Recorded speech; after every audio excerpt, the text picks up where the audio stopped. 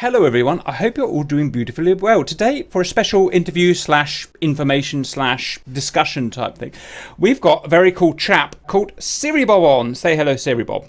Hiya. He is the maker of SRS, the radio system that we use in DTS in our missions, the one that goes and then we talk into it and it accurately represents radios, and a lot of you probably use it already. And you also, I've just found out, had a hand in LOT ATC as well, is that correct? Yeah, I worked with Dart on an integration with SRS and ATC. Yeah.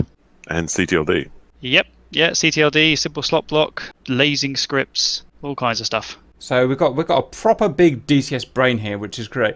Now, you know me, I'm the layman. This is going to be a video aimed at the layman to understand not the basics of SRS, because I've already done a video of that just showing how to install it, how to set it up and how to make it work in your vehicle.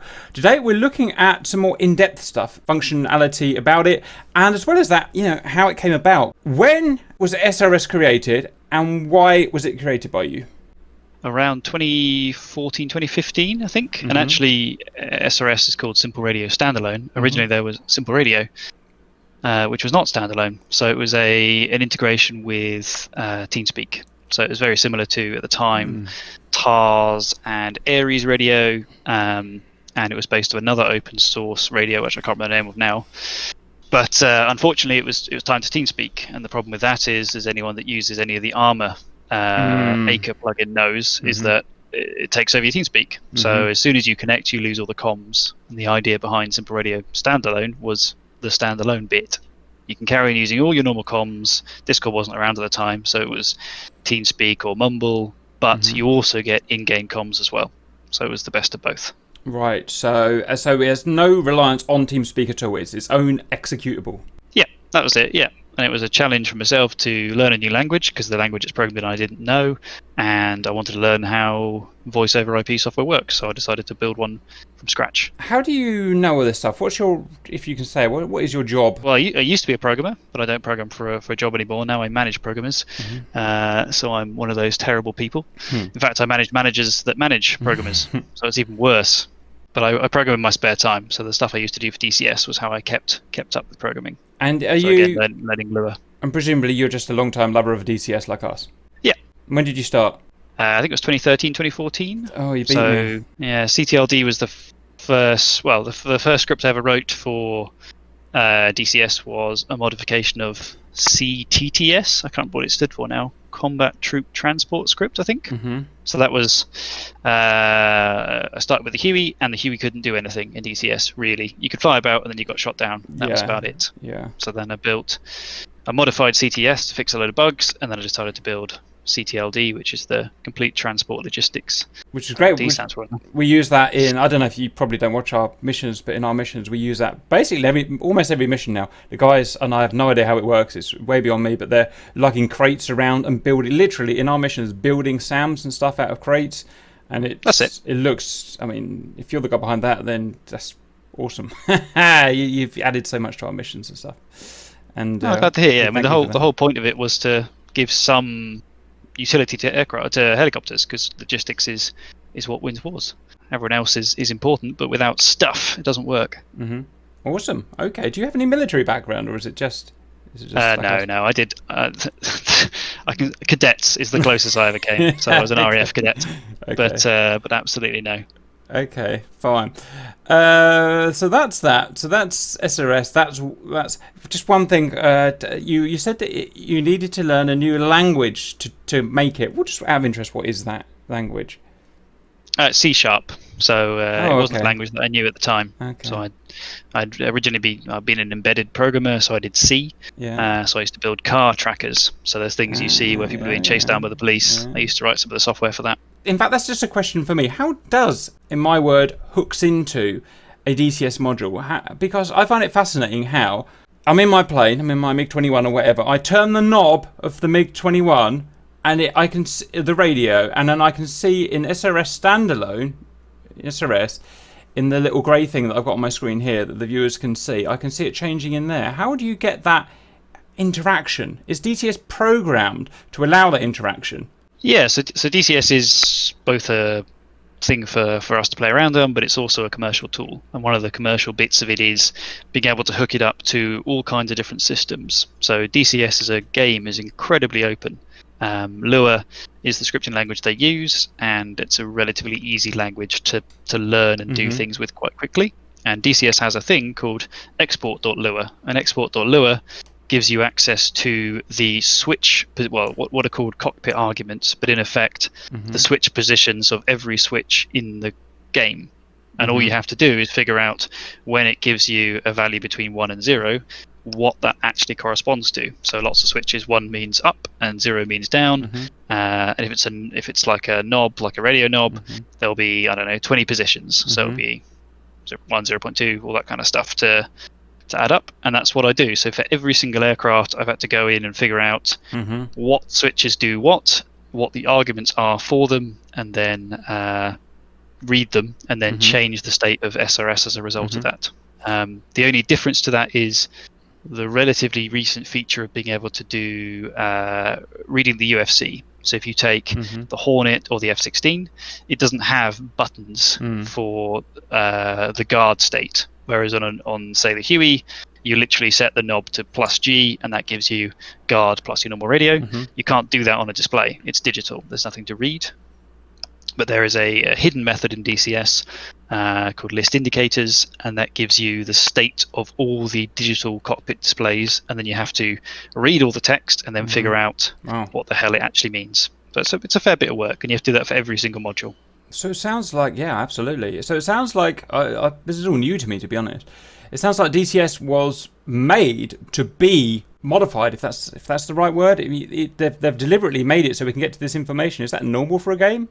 No, but for flight simulators, it's relatively normal. So if you take Microsoft Flight Simulator, Microsoft Flight Simulator comes with an SDK because there are commercial installations that run off it, and they need to be able to export all the data for people to review later on, or have external displays, or have home cockpits, or whatever. And that's, I guess, why DCS has got it, because it started life as go past window. It started life as a commercial tool. Right. How interesting. Right. Very interesting. I can say a few things around some of the extra features. So absolutely. One of the things that no one really uses is the advanced features of SRS. So very early on, and actually I should take a step back a bit, the person you should credit most for the creation of SRS is actually XCOM, who some of you may know. He started the Blue Flag server, and that's what I used to help out a lot on as well. So I did a lot of the scripting for Blue Flag. So if anyone's played that, that's a fair bit of my stuff as well. My understanding of Blue Flag, I rarely get on public servers because I just don't really have time. But my understanding, it was the kind of really ahead of its time in that how dynamic, interactive it is. It had all the CTLD stuff that you can go in and do. It had access where you could, I remember, watch what was going on from outside of the game. If that makes sense. There was it. Yeah. And live map. Interesting. All some really cool stuff there. Clever guys. Anyway, yeah, sorry I interrupted you. That's right. No, it had. I think it was one of the first servers to do slot blocking. So as you capture an airfield, the slots become unlocked. I think we were the first ones to do that, or at least one of the early ones. It had transport and logistics, so your aircraft can run out of fuel. So if you destroy the fuel tanks, you run out of fuel, all that kind of stuff. But one of the things you need is communication. A large multiplayer server only works if you can talk to each other. And SRS was a joke that XCOM and Greg at the time said to me was, "Oh, it'd be great if we could have some kind of VoIP system." And that was why it built. So you can credit XCOM for SRS. Awesome. Okay, thank you very much. But yeah, so the advanced feature stuff are things like line of sight and distance limitations. There is a whole bunch of maths behind SRS that tries to work out whether or not you can hear a particular transmission. So most transmissions, just to simplify it, we're going to say a line of sight. You have low frequency, couple of megahertz, they'll go further, but just for argument's sake, we'll call them line of sight. But on top of line of sight, you also have distance. Oh, yeah, sorry, I'm just looking as we're going. Right, now this radios and communications and just the whole EM spectrum really interests me. So I'm just got up on my screen server settings. So I'm in my client, and I've connected and I've gone server settings. So this is what the server is set up to be, and I see line of sight there and distance limitations on. So this is something that's set up on the SRS server, which someone is running. Yep, that's it. So if you enable distance, it will correctly calculate the power of your transmission, the receiving power for each incoming transmission, and whether or not you can hear it. So if you're and as you lower the frequency, you'll get a bit more distance. As you increase the frequency, you'll get less distance. So a distance, I can understand how you do that. So do you know the wattage output of the transmitter? Yeah. So the whole maths behind SRS is all based on the the ARC 131, I think, or the 134. It's the one that's in the it's the one that is in the A10C, which I've got near the head. But there's a spec sheet. There's a public spec sheet that tells you the wattage, which is 10 watts. Okay, so that's 10 watts. So from that, and you can know where each plane is because DCS somehow where outputs that it's X and it's Y and it's Z, and presumably you can grab that. So you can get its distance and you can work out. So what happens? So just talking about distance then, does it just get out of distance and then it just stops? Or does it kind of do what a real radio does, and as you get further away it gets cracklier and the signal gets worse? So it doesn't do crackly, but it does get quieter. So crackly is one of the things I'm going to be hopefully doing quite soon. But as you go out of range, you will hear the sound slowly drop away. I didn't even know this was a thing. It appears that we've got it turned on. I'm on our main server now that does the computation, and we've got it on. So in our missions, guys, is that a thing? Yes. How about that? It is as of when I started running it, yeah. Because it never was on. Absolutely, and I've noticed some people are really quiet on our big maps, and I thought, it was just, well, you know what I think. I just think it's been buggy or they've set their mic up wrong or something. I never even once thought that the distance has been modelled in terms of, so that's me learning. Awesome. So that I understand how you can do that. What I don't understand how you can do is line of sight. How can you possibly do line of sight? You don't know where the terrain is, do you? I do. So there's a number of different ways you can do it. So if you take LOT-ACC or TACView, they have in effect level files. There's a special file format they both use, and the way they get those is they sample every meter in DCS the height, and they save that to a file, and that's how they generate the height maps that tell you the shape of the map. I didn't want to do that because, number one, I couldn't be asked to write the script to basically figure that out, and number two, as a new map is released, you have to regenerate the files. So if you download LOT-ATC or TACView, you have to download the map file, and I thought there must be a better way because I don't want to do that, and I don't want to distribute huge files because I use GitHub for all my hosting, and it's not that good for that. So what I do is, actually it's all done client side. So if you poke around in DCS enough, you can import the terrain module. And if you import the terrain module, you get a function called line of sight, well, basically. And it says true or false if 2 points are within line of sight. So basically what it does on your client side is it computes whether you have line of sight to a bunch of different people, and also how much is your line of sight. So the thing you have with radios is they kind of travel in straight lines, but they also bend slightly. So you get the Fresnel effect where they bend ever so slightly around a corner. Not massively, but some. And SRS actually models that as well. So, this is so interesting. Hang on.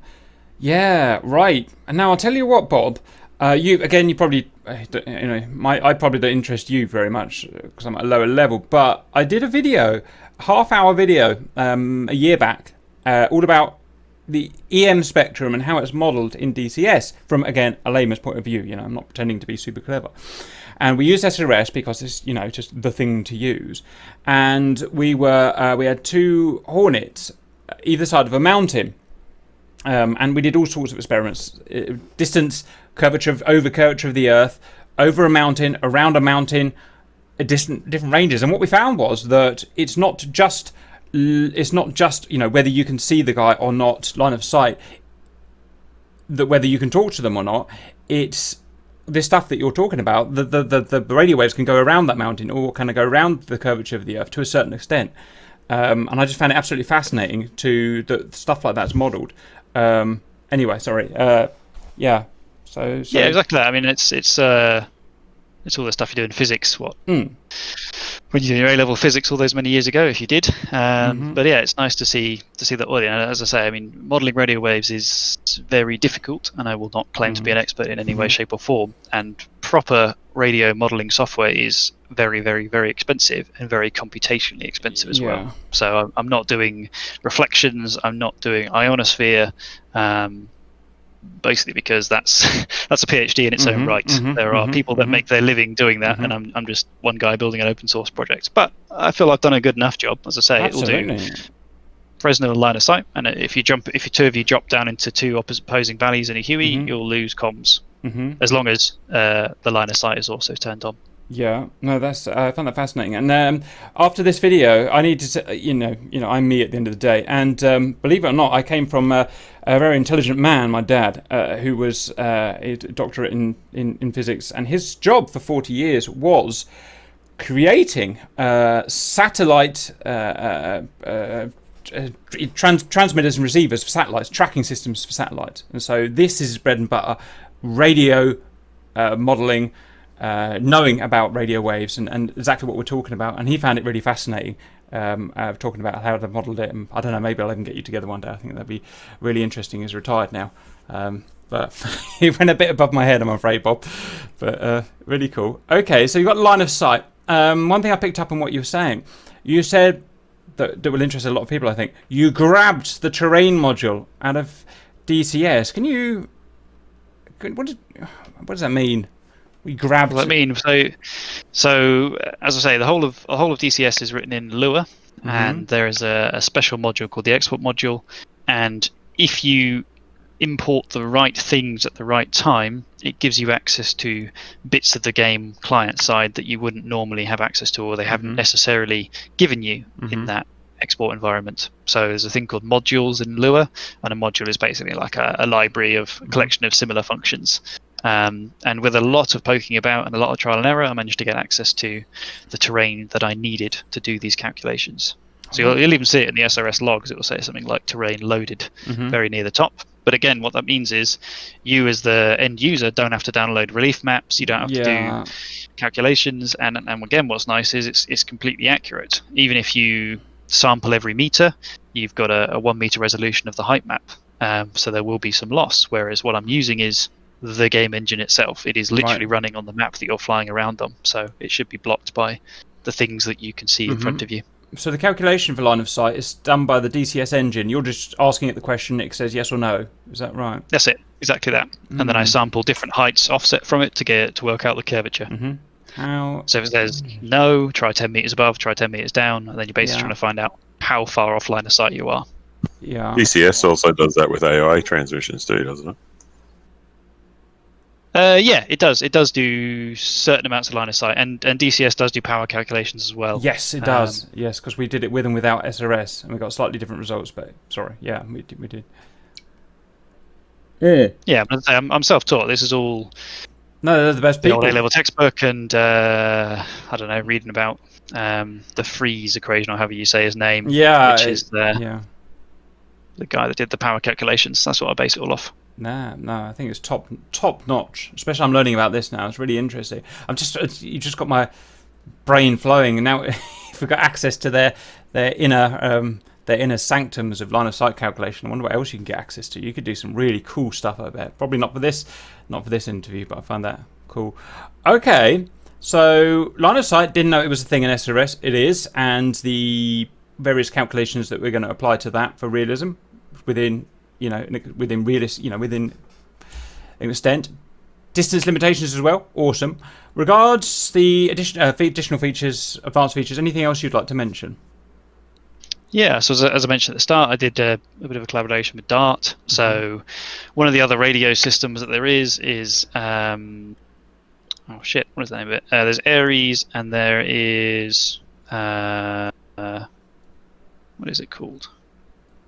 Universe Radio. So Universe Radio is another radio for DCS. I think it's paid. It's not much, but it is paid, and that is based off TeamSpeak. So again, takes over your TeamSpeak, does all that. And Universe Radio already had an integration with LOT ATC, so I spoke to Dart, and he's a lovely chap.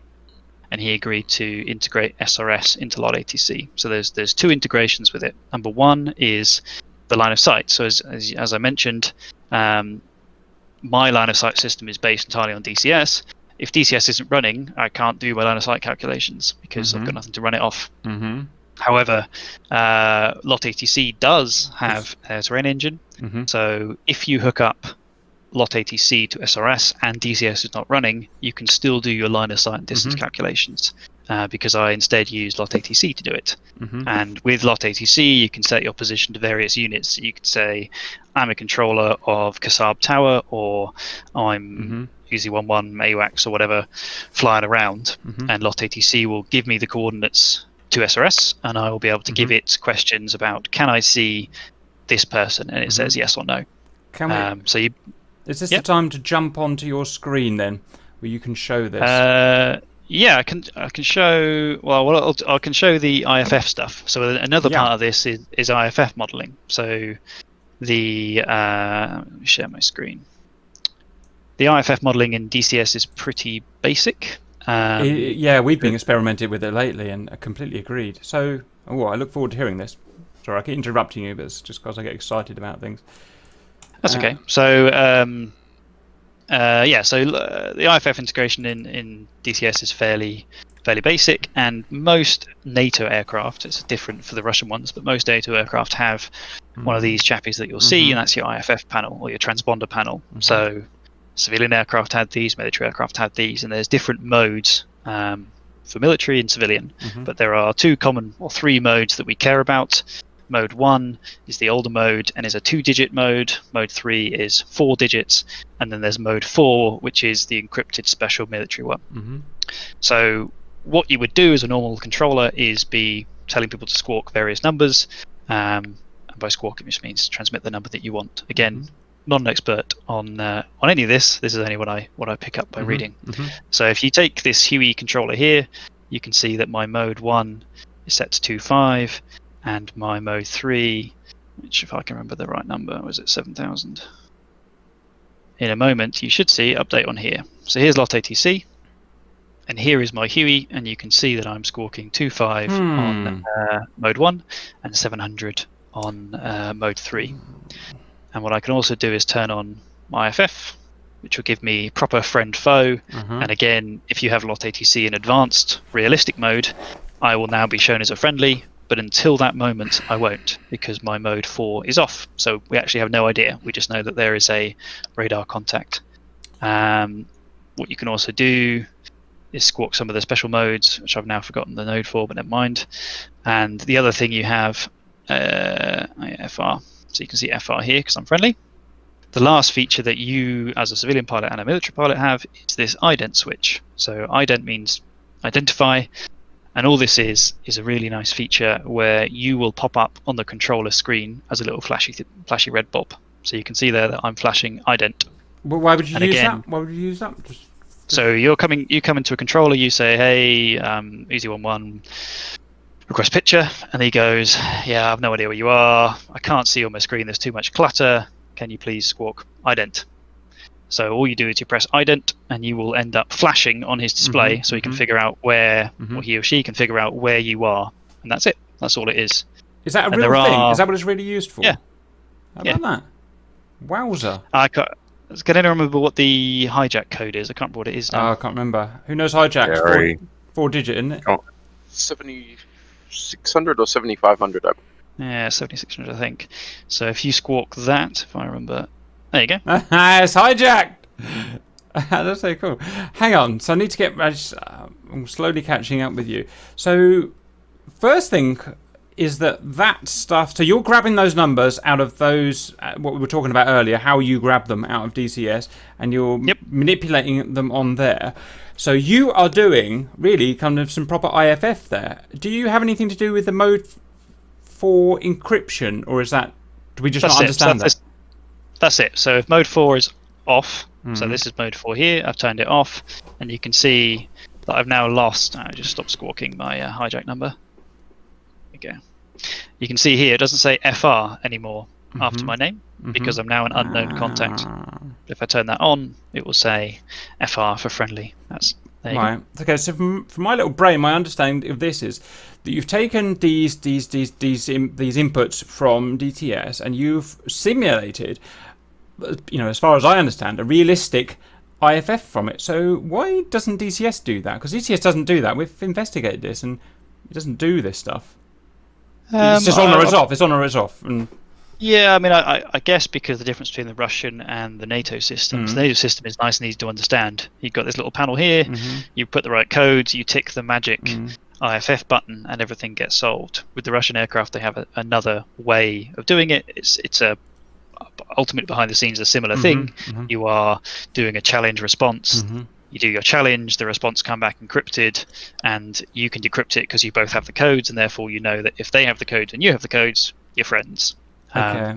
So it's so in the game, it's the understanding that you have planes flying with each other that are not designed to work with each other in terms of IFF. A flanker is not designed to work with a Harrier in terms of IRF, so you just have to bodge it, right? Yeah, I guess so. I guess so. And again, it's quite a niche thing, so I would have thought as well. Mode 4, for example, is all super secret. You won't find very much information around how Mode 4, and I think there's various modes of Mode 4 as well, work, because this is, well, it's knowledge that that isn't common, and if you know how it works, then you can build one, and that's not very good. Obviously, you need the codes as well. But I assume that's why. I mean, if you take the JF-17, for example... Well, so this is what I'm going to bring up. These are the first guys to actually bring their own realistic IFF in. That only works with another JEF, obviously, but... Yeah. So again, so U-Boats is a lovely chap, and I asked him whether he would be able to do some specific stuff for SRS. So again, we've showed you the transponder. If we go to this button and we turn that on, you will now see that momentarily my little JEF comes on. So we can go configure mode 3. If I go do this, we'll do R77. Remember the right buttons. Code mode 3 7700. Boop. Let me turn that on. Let me turn that on. So momentarily, if I get the right thing on, that should come on. No, that doesn't. I've done it wrong. That's why. I was getting yeah. That should be right. Or I can't remember how the JEF works, which is also entirely possible. Internal or external? Oh well, never mind. Roger. If I remember how this works, which I don't. Oh, there you go. Mode 4's on now. Yeah, mode 6 has changed to 4. Yeah, I remember that. Yeah. So you should see... Oh, that's because that's not me. Where's my JEF? Oh, my AWACS has gone off and landed. That's helpful. So now you can't see me. Oh well. Let me just restart this mission, and then you'll be able to see. But basically, the JEF... They built a special integration so that they would give me the data coming from the IFF, which is pretty cool. Let's just change that. Oh, I can't bother to change the server mission. Anyway, the JEF guys are great because they've built this whole integration. So the IFF codes will work properly in the JEF, and they will also work with SRS as well. I've always loved the JF. It's completely irrelevant. We've always loved the JF because it is so cute and quirky, and they seem like good guys. We've never managed to get in with them. Where do you... Oh, that's probably off-camera scene topic. I'll tackle that later. Well, I just message people, and just luckily one of the guys that we've never managed to get hold of. It's like, okay, fair enough. All right. Yeah. So the other thing that's worth mentioning is SRS models, all kinds of interesting things like encryption and HavQuick. So HavQuick is a special mode of this radio. So you can see now this has changed to an A, and what HavQuick is basically a way of avoiding jamming. So rather than transmitting on a particular frequency, so you pick, I don't know, 125, and that's what you transmit on, HavQuick, you have a predefined set of frequencies, and it uses GPS to get the timings right. So every single radio switches frequencies at the exact same moment. This is a real thing, sorry? This is a real thing. Right. Yeah. So it's not encrypted comms, but yeah, exactly that. It's hopping. So if you're flying into the battle space and someone's jamming 128, doesn't matter, because you're only on it for a momentary second, then you jump off somewhere else, then you jump off somewhere else, then you jump off somewhere else, and it uses GPS to sync them all. and you have a word of the day that you put in, and the word of the day gives you the starting position for the hops, and obviously with the time that comes from GPS, you can do that as well. So Have Quick is implemented by SRS, only in a basic way, but you will see, I'll just make it on my overlay. And this is all for anti-jamming reasons, yeah? This is so that you can get through it. Wowza. So you can see it says here HQ, because we're in Have Quick. So the A10C and the F5 both have this as a thing. So your A10C and your F5s can have a secret channel that no one else can listen into by picking the right frequency, which is my way of doing word of the day, and then doing that. So that should say Have Quick. There you go. That's fascinating. I didn't even know it existed. Natural follow-up question is, guys, can we jam a frequency in DCS? Is that a thing? Not currently, no, but you can with some of the new tools that I've released simulate that with SRS. So there's a new external radio tool for SRS. So with that, you can easily play MP3s or use scripting to invoke sounds played out over SRS. So what you would do is just play static, and that's in effect simulating jamming. What would just play static? What would be, and it's probably never going to be a GR thing, but what would be doing that jamming? Would that be an aeroplane? Would that be a ground dish, or just in real life? I mean, just a big heavy transmitter. Yeah, they have helicopters doing it, aircraft, ground units. Interesting. They even jam GPS now. Wow. They had in Desert Storm, I believe, the UK had Gazelles doing jamming and stuff. Well, GPS jamming is a really interesting thing because it's, as I said, I mentioned a long time ago, I started my career building car trackers. So GPS jamming is a thing, and you can buy GPS jammers relatively cheaply from the interwebs. And the reason why people buy them, they plug into a cigarette lighter, is you steal the car, you plug it into the cigarette lighter, you jam all GSM and GPS so that you can't track the car, so that it's used by criminals in day to day. Surely that only track the jammer. Surely that only, that's it. Surely that only has criminal function. Surely that, right? Yeah, there's not really a good. Well, so that's not quite true. People have sold jammers for concert halls, for example. In the UK, we have very strict emission laws, so you're not allowed to do that here. But I think it was in Israel they were doing it. There was a very posh restaurant that had a GSM jammer. So you couldn't get anyone getting texts or annoying everybody because there was no signal. Wow, I didn't even know something like that existed. This is such God. I'm pretty happy. You know what? I'm happy I'm not knowing, guys. On your screen, you've got mids off. Oh, we were just talking about a minute. Sorry. Yeah. Oh, this is where we're going into. Right. I shall let you do your thing. Yep. Yeah. So I don't know if I can remember. I haven't got anything bound at the minute. So mids is a not frequency hopping. And it's based on link 16, although there is a version under the other link, which I've got the name of. Is it link 4? Can't remember. That's the old one. The old one. So MIDS is basically not encrypted as such, but it's a digital radio that comes with the Hornet. And if I can remember how to do it, which I've now forgotten, so it's under IFF. No, it's not. It's on data link.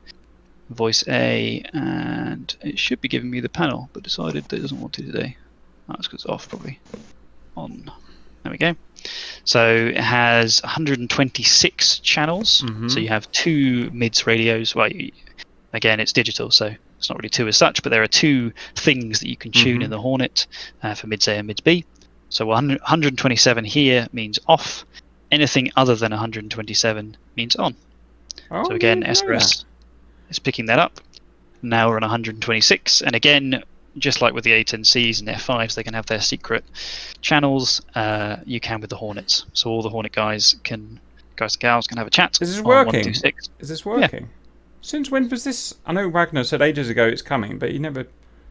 Oh no, this isn't a DCS thing. This is an SRS thing. It's simulated. Right. Yeah. I'm getting there. Yep. Okay, gotcha. So DCS has given, what DCS is doing is storing the right values on the display for me to be able to pull them. So I have to read this whole display here. I have to figure out that there is a 2-character, well, what was that? Like a semicolon there, and VOC A it's next to. So that means that, okay, well, they're on the the IFF page they've selected for OK, it says on and it says 127. So I have to decode all of this information to be able to figure out what's going on SRS. And then you 126. And if you have anything like our headaches, and he goes and changes it a week later, you have to go and recode it all. Exactly. That's it. Shouldn't say that, boys.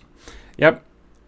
But there you go. So I mean, again, this is all done in SRS, and these are all features that everyone knows about or uses. But yeah, I put a fair bit of effort into SRS. Of course you have, yeah. And well, I know it's being appreciated. I very much doubt it's been rewarded, but that's DCS, I'm afraid.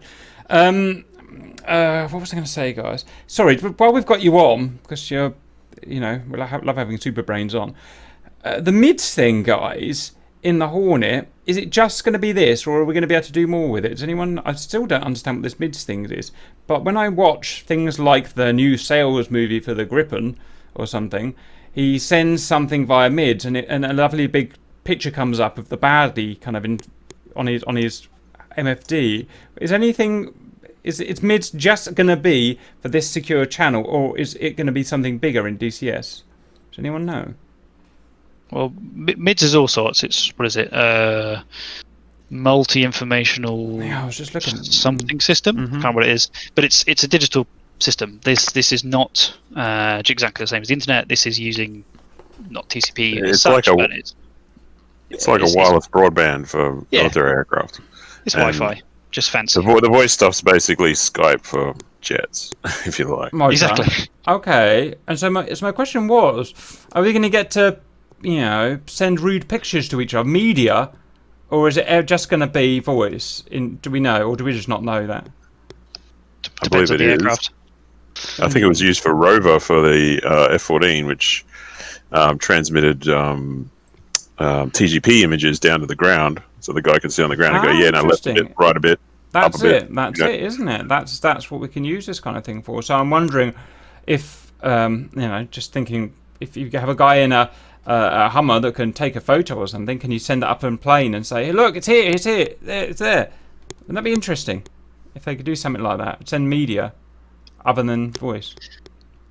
Yeah, well, again, something I probably should mention is, so one of the things that got me interested in SRS is I did start a PhD in networking. So I built networking technologies like things called delay tolerant networks, and what that really means is, if you're going into a war zone or you're going into a disaster area, generally communications are pretty spotty because there's been some kind of disaster. So there are technologies called delay tolerant networks, and these are all used in military applications. And in effect, you can form mesh networks, just like you have a whole bunch of routers next to each other. There is a lot of work done by military and others to build systems like that. And that's, again, where I've kicked up some of this stuff from, because I did do a fair bit of research on it years ago. Fascinating. Oh yeah, I mean, we're really lucky we've had you in the right place at the right time, haven't we? It's amazing how that's worked out. Otherwise, literally, we'd be anyway, that's the way it goes. Right. I'm guiding blind here. Where do you want to go next, or is that what you wanted to show, Mr. Bob? I think that's about it, really. I think the only other thing I can show maybe is obviously each aircraft has different integration levels with SRS. So some of them are very, very tightly integrated. The F-14, for example, you could bind absolutely nothing in SRS and it would just work. All you'd have to do is connect. You would have to bind nothing, change nothing in the settings, and it would work. And different aircraft have all kinds of different integrations. So if you take the F-14, for example, I can't get to the IFF stuff. So IFF is here, but it doesn't do anything. So I can't model it in SRS because it does absolutely nothing. We have overlays in SRS. There you can basically interact or change things. So if I turn the transponder on, I can type it in. But SRS also has all kinds of nifty features. So you can do SRS trans power off. Now you can see that transponder's gone off. You can do SRS trans power on. Now it's on. So you can do all kinds of things like that. There's a whole set of chat commands that work for both the radios themselves and for the transponder as well. Where did we get a list of commands? It's all in the SRS Discord. All in the SRS Discord, roger. So I can do M133 or 22. Oh, I got it wrong. Can't remember what the command is. Never mind. But anyway, there's a whole bunch of them. You can do ident as well through there. There's all sorts. So SRS has SRS radio and SRS transponder commands. Those only work if it's not modelled in the aircraft, as I say. Yes. And the only other thing worth mentioning... Oops, sorry. Go for it. I was just going to say that literally, because since my new video went up, a lot of guys have said, oh, how do I do this in a plane? How do I use just the normal radios in a plane, like an F-15, where I can't click on the knobs? Where what happens is, it detects that plane doesn't have a clickable radio. It understands that, and it gives you what you've got literally just shown there. It gives you those the active radios, so that you can tune them in on the grey overlay. That's right, isn't it? That's it. And the button that you should all be clicking is this little question mark here. So this explains what this aircraft does with SRS. So it says that radio switch controls are available in cockpit and they are currently disabled in SRS. So what that means is, with the Huey, there is a cockpit selector knob, and that is how we switch radios. That's what that does. And you can also turn it off and do all kinds of stuff like that. And by changing various settings in SRS, you can override these settings. Oh, you can't, because I can't click that button. There we go. Now you can. So SRS has all kinds of settings you can configure. So I could say always allow hotkeys, actually, which is on. So that means that won't do anything. If I turn that off, that then will work. So now the green dot moves. You can also do stuff like when multi-crew finally comes out for the Huey. Again, you might not know this, but this joystick right here is clickable. It says radio ICS switch. If you right-click, it does the intercom. If you left-click, it transmits on the radio. So I've done all these integrations as much as I can for each aircraft in interesting ways. Well, I have one question. It would just be a brief. You mentioned, Bob, that MIDS is by Link 16 and that its functionalities with Hornet. Is it just limited to the Hornet, or will this work with other Link 16 equipped aircraft? It entirely depends what DCS model's in the cockpit. So as I was kind of talking through, is I can only go by what is modelled there. Obviously I could just add links. I could just make it up and add Link 16 to any aircraft that has it, like the F-16 should have Link 16, as does the A10C. But I'm really interested to see with the A10C2 what the new radio system is like, because they've specifically said in one of the notes that there's going to be a new radio, and that radio might support MIDS. In which case, if it's modelled, I can give access to it. Okay, that makes sense. So it's dependent on the availability you have per DCS module. I see. That's it. All right. Thank you. That's it. Okay, Siri. That was really good. So you are one. Sorry, go ahead, Imel. I was going to say, do you want to talk a little bit about how EAM mode works? Because that's been a thing that's come up. Yes. Just for everyone else's benefit, I guess. So SRS. So number one is always install your scripts. I've learned that. Install them for SRS. CiriBob keeps telling me off because I didn't install now I have to install my script. Yeah, so SRS has two modes, one of which is the DCS mode, and that's just how it works normally. So anytime you're in DCS, even if you're in spectators or in a slot, you will have radios. It doesn't matter. SRS will always give you radios as long as you're in multiplayer. However, if you're not in multiplayer for whatever reason, it has what is called external AWACS mode, or EAM. EAM is very, very similar to the way that LOT-ATC works, which is that there is a password for the two channels. So on your SRS server, you can say that the external AWACS mode is on, and the password is test, for example, in this case. So what I do is type in test, and now I am connected, and if you check here, you can see I'm blue, because I typed in the blue password. And EAM mode is a way for you to use all of SRS without having... actually, there's two features I've missed, but I'll come back to them in a sec. So EAM is a way to use radios without having DCS running at all. So as you can see here, I could be an entire GCI. And actually, just while I'm here, I'll just show one thing. Just to say, this is what we do on our big missions. When you hear the GCI blabbing away, he's not in DCS. He's in LOT-AC only. He's connected to our server by magic that these boys do. And he's got these radios, and he chats to all of these radios, which I find fascinating. So just remember that our guy is not even in DCS. Yeah, and one of the, as I mentioned, you can connect SRS to LOT-ATC. So you can see at the minute it's not connected. except I've now lost the radio button, which I can't remember where it is. Oh, here it is. So let's just make that slightly less tragic looking. So to connect SRS to IL2 to LOT-ATC, you click DCS SRS, you click enable, and you set your position. So you can now see that my position is set to Shiraz. That is the position being broadcast by it. So that's where I am. And can you broadcast from a plane out of interest? Can you broadcast from an AWAC? Yeah. Wowza! Look at that. You can actually broadcast, and it's modelled from an AWACS. Who knew that? Yep. Oh. I did. That's a lot. I've been trying to get you guys to do this for ages. Well. So there you go. So that's how you connect it up. So you only need to do this connection though if you worry about line of sight or distance. If you're not worrying about line of sight or distance, you don't need to enable the radio in LOT-ATC, but you do need to enable EAM mode. So with EAM, there are a couple of things I should have mentioned. One of which is you get simultaneous transmissions. So that means that I'm now going to transmit on these two radios at the same time when I click that button. You can also do an intercom, so that is a private GCI channel where you can chat to other GCIs, which again, not people know, but you can do that, and I think there's 20 channels that you have.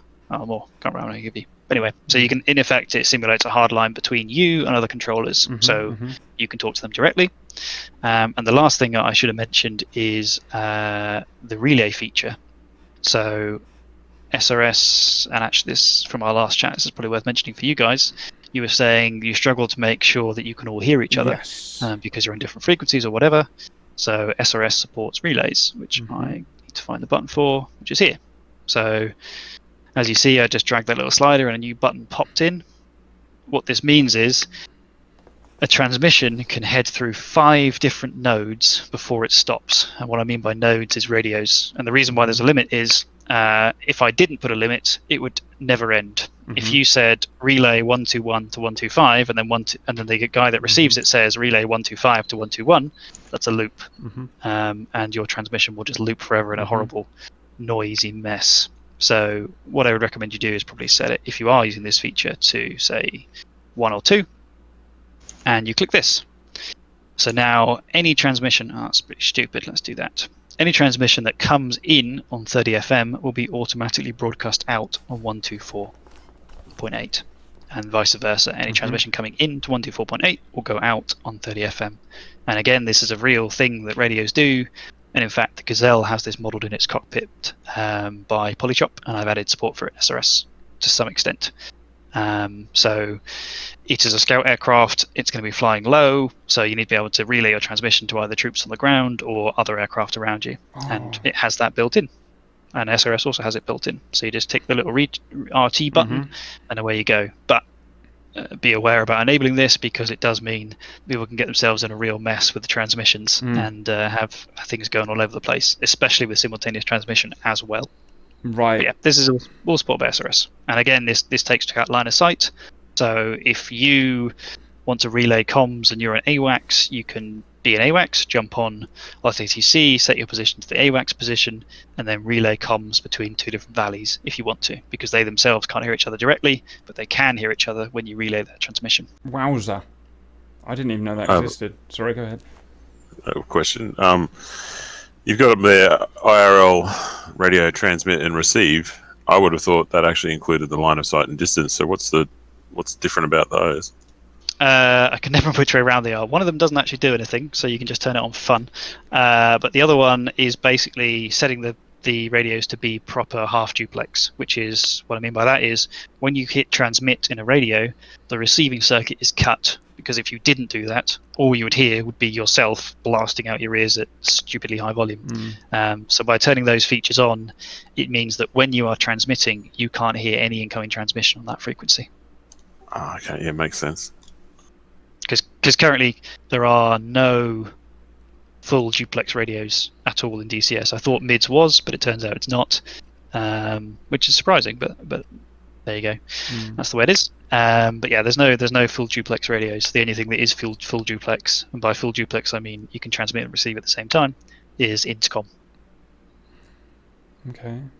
Interesting. I have one more quick question, if that's all right. Send. Yeah, go for it.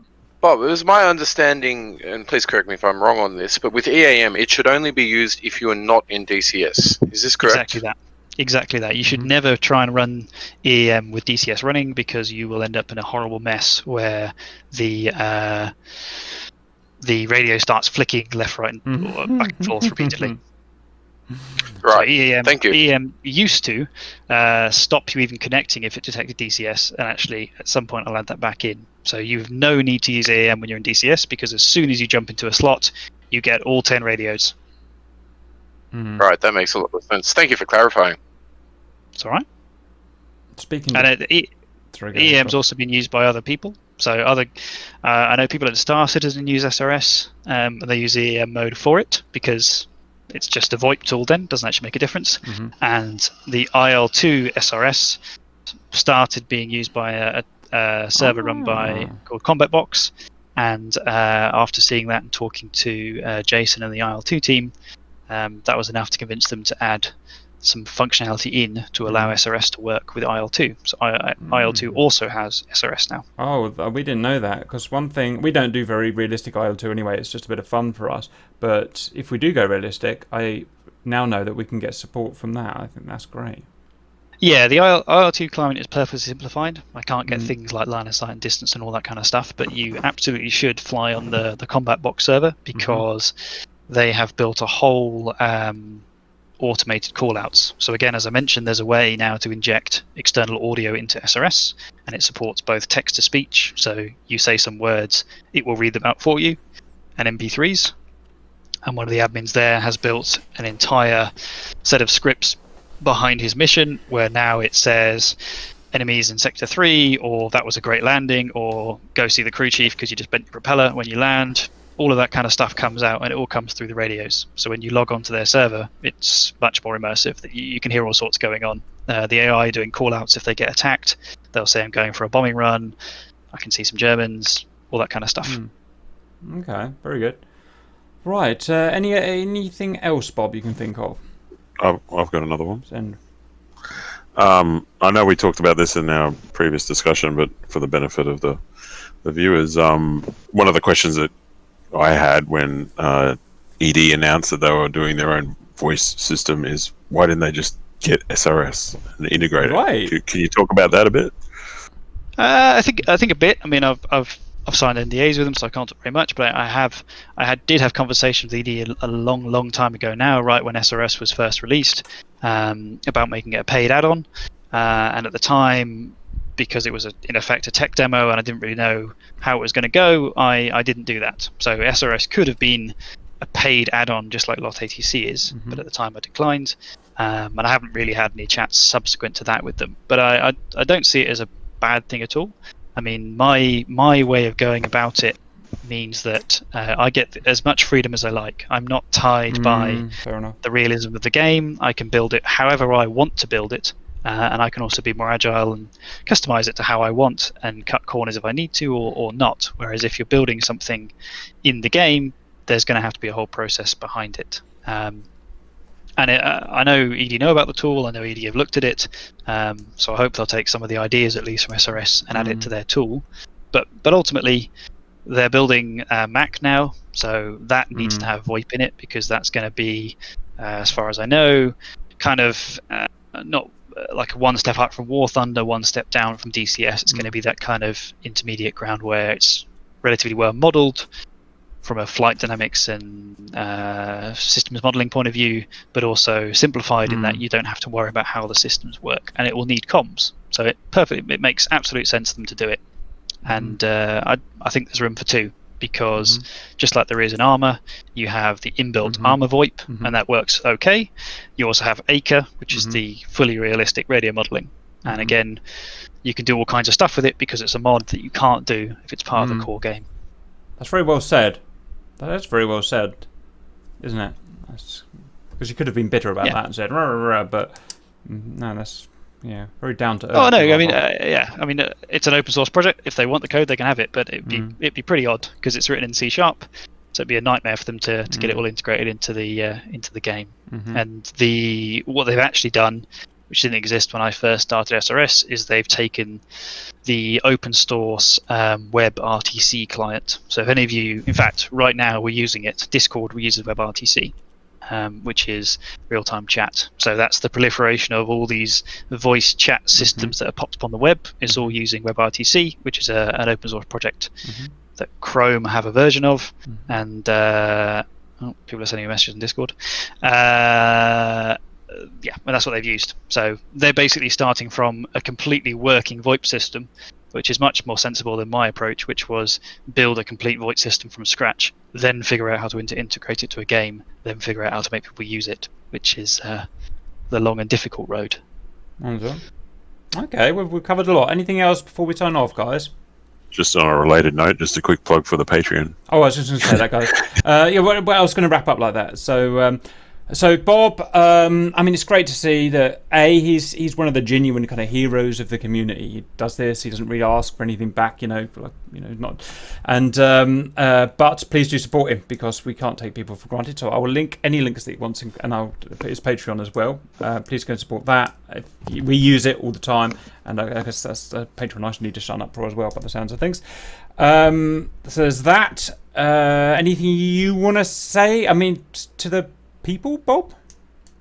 Well, I'm glad you enjoyed SRS. I mean, as I say, it was just a bit of fun and a way to make the Blue Flag server better. So I'm glad you all like it. And just for your interest, there is roughly 40,000 unique users of SRS every month. Just to give you an idea of the hidden size of DCS multiplayer, and bizarrely has a lot of use in China. So it's heavily used in China and Russia. Wow. There you go. So it came from England. Yeah, great, Bob. Really clever guy, but nice guy as well. And that's really important for me anyway, because I really like nice people from Bob. Great. So there's that. We want to get, if you can put a good word for us, that would be great. Dart, we'd love to have him on to talk a bit more about the lot ATC side of stuff. Probably, I guess you had nothing to do with the TACView side of things? No, I never worked with TACView, and I forgot the guy's name now. The only thing, I can't. Is it TAC? Yeah, I can't remember. I don't know. We'd love to do the same thing. It's just all we want to do is just bring you to as many people as we can. That's what we do here. Right. I hope you enjoyed that, everyone. Bob, thanks for your time. I know you're a busy guy, and that's great. I'll see you later, Bob. Brilliant. Thanks all. Cheers, guys. Bye. Bye.